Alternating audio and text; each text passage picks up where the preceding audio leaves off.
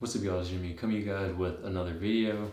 Before getting into the video, as always, make sure to rate, comment, and subscribe. And when I say subscribe, please make sure you guys are hitting that notification button. So getting right to the video with another month over, and now we are into March. That means another month of sneaker releases. And I say now that we're in March, but we're actually already a third of the month through, which is absolutely crazy because it honestly feels like to me March just started, but March has been flying on by. But usually around this time, like spring, summer, the sneaker brands are starting to heat up a little bit more. I feel like the peak time for sneakers is always like the peak of winter and also like the peak of spring, summer. That's when they drop all their heaters. Unfortunately for March, I took a quick peep at the list and the list actually isn't too hot. Right, these are all the confirmed releases. I'm pretty sure throughout the month there will be more releases announced and all that, but so far, just from looking at the list, it isn't too hot of a month. But getting right into the sneaker releases, starting with March 11, which is when you guys should be seeing this video, depending on how fast I can edit it. We have a pair of Adidas Yeezy Foam Runner Stone Sage. So these are always a good cop in my opinion, especially with the summertime coming around.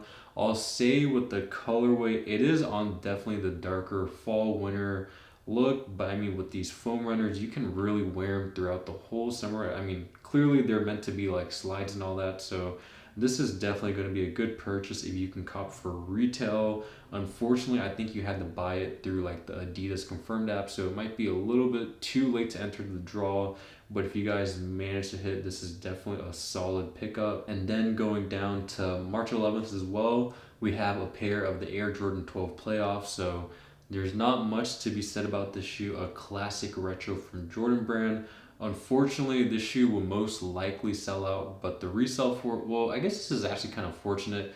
Fortunately, these shoes are probably not going to go for much. Like, they're definitely going to sell out because everyone is going to try to go for them. But to be honest, if the ones aren't reselling for much, then I highly doubt the 12s are going to be reselling for anything.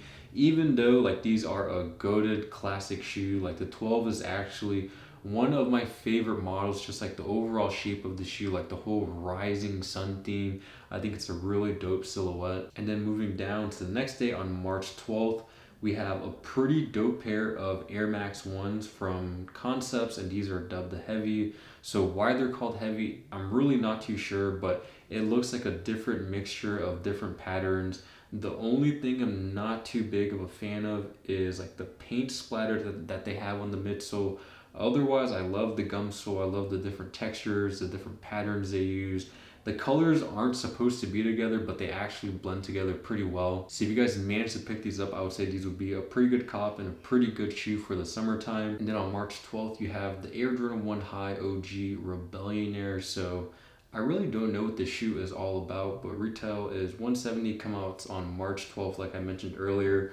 These basically look like the Air Jordan 1 Shadows. I'll be honest with you guys, these are dope, but I don't know, like, I just think there's something about them that looks a little bit gimmicky to me. Like, some people might really like them, but for myself, these are probably going to be a pass. Like, I might pick them up just to do a video for y'all, but I wouldn't keep them for the personal collection. And then again, on March 12th, we have a pair of Nike Dunk High in the court purple color. So the release date says March 12th, but it also says at most Tokyo in parentheses. So maybe this is just like the Japan release, because I'm pretty sure these already released in the US if I'm not mistaken.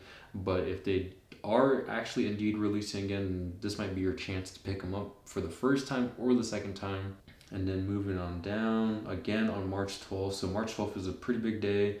We have another pair of Adidas Yeezy 350 V2 Oreos. So not much to say about these. These are one of the first colorways that they ever dropped for the 350 V2s.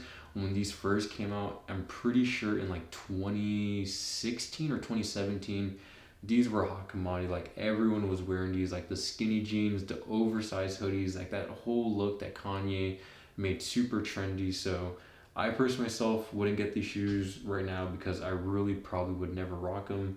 But this is a shoe that probably holds a special place for a lot of people's hearts. And honestly, for the newer sneakerheads, this is where a lot of them probably started getting into sneakers. And then moving on down again on March 12th, again, we have another pair of sneakers This is the Oski, which I believe is a skateboarder, Nike SB Dunk High.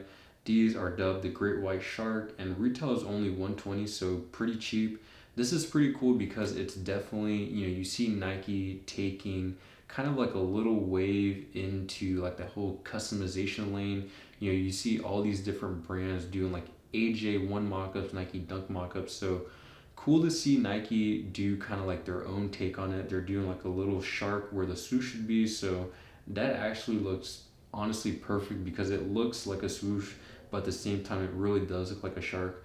I do feel like the shoe is missing something though. Like I feel like there should be a little bit more red on the shoe just to kind of really give it that like great white shark, like the whole blood effect. But nonetheless, dope, simple shoe. I myself, I probably wouldn't really care to pick it up though. And then continuing the list, I'll pass all these Yeezy Desert Boot Rock, not too big on those. Pass on all those. Like I'm telling you guys, March is a slim week. Let's go to page 2. So on page 2, let's see what we have. So I guess I'll talk about these. We have a pair of Nike Dunk High Up Set Subin. So maybe these are a collab or something like that. But these kind of look like the Air Jordan 1 platforms, the AJ1 Elevates that I reviewed like last month or so. These come out on March 16th for a retail price of $145. These are, I don't know. I mean, they look okay. Like there's nothing too crazy about them. I think the colorway is actually pretty nice. It's something a little bit different, something a little bit unique, and it actually all the colors actually go well together. But nothing I'm going too crazy for, to be honest. And then on March 18th, we have a pair of Nike Dunk Highs in a collaboration with Clot. These are called the Flux. So on the picture, it says Flux that. I'm gonna tell you guys, I don't know what it is with the month of March, at least for this year, but all these sneakers have been low-key kind of trash. Like this right here is just not it. Like this is something I could see them dropping in like 2008 to 2010 and people buying. But I don't know, like if that really is like an all-over metallic upper, I'm just not personally feeling it. Like this is just not a shoe I would want to wear, I would want in my collection or anything along those lines. And then also on March 18th, we have a pair of Adidas Yeezy 700 V3s. These are dubbed the Mono Safflower. So these are pretty nice. I think these would be good for the summertime.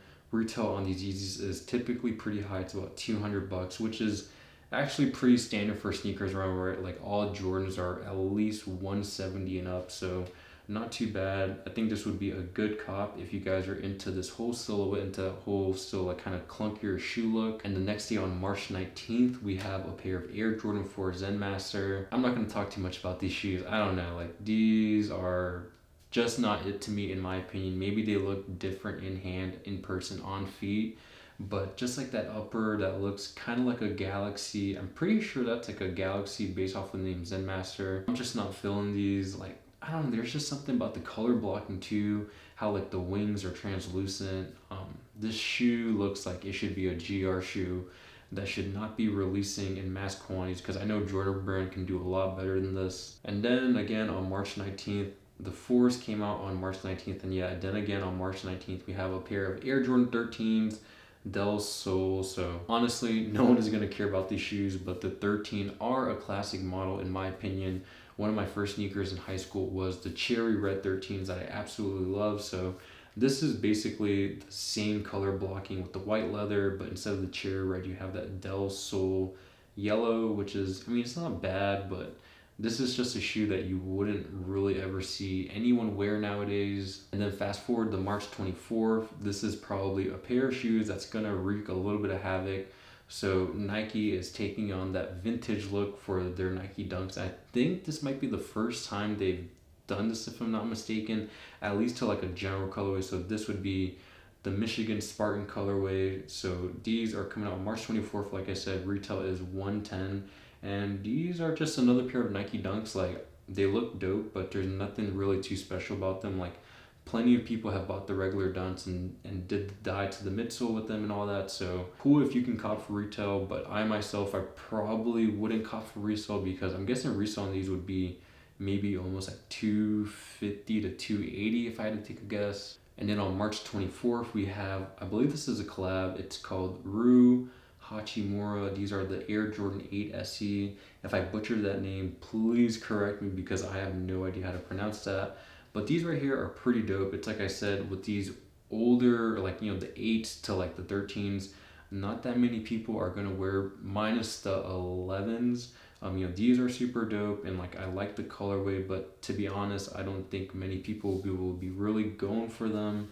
I personally wouldn't really care to have them in my collection either. Like, unless they were like the Aqua 8s, then sure, you know, that's like a classic 8. Every Jordan head needs in their collection, but these I could probably take a pass on because retail is also $225. So after tax and everything, the shoe right here is going to run you about $240, and if you really think about it, that is $250,000, and I'm pretty sure all of us have better ways to spend that $250,000 than buy these shoes. And then moving down on March 25th, we have a pair of shoes that I'm actually kind of looking forward to. These are the Air Jordan 3 Moose Lin. So this shoe is a little bit controversial because I've heard that Jordan Brand basically stole this colorway from a creator that posted it. You know, he did like a customized Air Jordan 3, did this color, very similar color. That's kind of foul on Jordan Brand and Nike to do that, and it's really unfortunate that they have probably done that plenty of times with all these different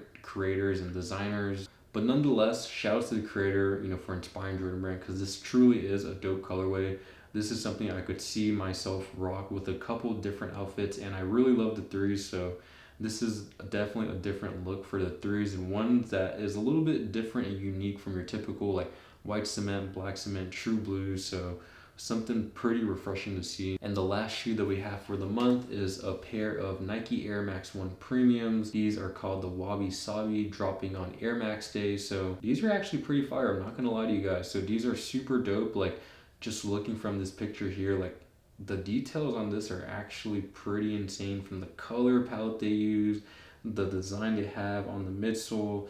If you guys see that tiny swoosh up at the very front, the stitching on it looks a little bit distressed. So I'm not too sure what the backstory behind this sneaker is, but I'd be interested to know, and I'm pretty sure getting closer to Nike Air Max Day, they're gonna drop a ton of info on the shoes. So if you guys can cop this pair, I would say it would be a good cop, especially for the summertime low top sneaker Air Max.